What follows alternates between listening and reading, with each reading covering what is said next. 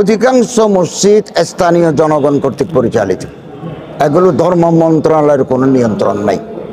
এগুলো publicly established, publicly managed. তবে আমরা চিন্তা ভাবনা করতে পারি এই সমস্ত মসজিদের যারা মুতওয়াল্লি আছে, আমাদের সরকার, অন্তর্বর্তীকালীন সরকারের মাননীয় প্রধান উপদেষ্টার একটা কল্যাণ তহবিল আছে, ওখানে টাকা জমা হচ্ছে।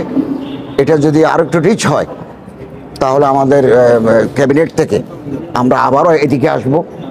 এই নোয়াখালী, লক্ষ্মীপুর, ওদিকে মানুষ আক্রান্ত হয়েছে, আমরা ওখানে যাব। আপনাদের আন্তরিকভাবে ধন্যবাদ জানাচ্ছি। আমি বাংলাদেশের এনজিও,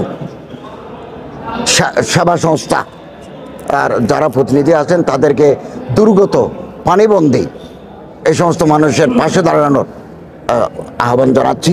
আলেম ওলামারা জাতির দুর্দিনে আগেও ছিলেন, এখনো আছেন, আগামী দিনেও থাকবেন ইনশাল্লাহ। কথা হচ্ছে বাংলাদেশে 3.5 লাখ মসজিদ আছে। অধিকাংশ মসজিদ স্থানীয় জনগণ কর্তৃক পরিচালিত। এগুলো ধর্ম মন্ত্রণালয়ের কোনো নিয়ন্ত্রণ নাই। এগুলো পাবলিকলি এস্টাবলিশড, পাবলিকলি ম্যানেজড।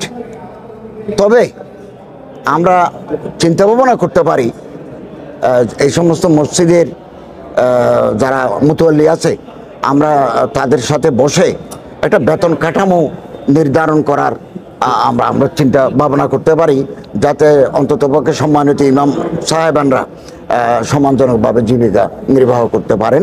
এটা করতে পারে। আর সবচেয়ে বেশি ভালো হবে, আমরা উদ্যোগ নিয়েছি, বিভিন্ন জেলা প্রশাসকদেরকে আমরা চিঠি লিখেছি যে আপনার এলাকায় কতটা মসজিদ আছে, এই মসজিদগুলোর মালিকানা কার, এখানে কোনো ওয়াকফ সম্পত্তি আছে কিনা। তো ওয়াকফ সম্পত্তি থাকলে আমাদেরকে দলিল দেখাতে বাধ্য। ওয়াকফ সম্পত্তি থাকলে এগুলো আমরা ওয়াকফ প্রশাসনের আওতায় নিয়ে আসবো, তখন আমরা বেতন কাঠামো নির্ধারণ করতে পারবো। আমি নিজেও দীর্ঘদিন যাবৎ ইমামতি করেছি, 16-17 বছর ইমামতি করেছি। আরও প্রায় আলেম ওলামারা মাদ্রাসায় যারা পড়াচ্ছেন তারা কোনো না কোনো মসজিদের খতিব ইমাম আছেন। বেতন কাঠামো কত এগুলো আমাদের জানা আছে, আমরা আন্তরিকভাবে চেষ্টা করব।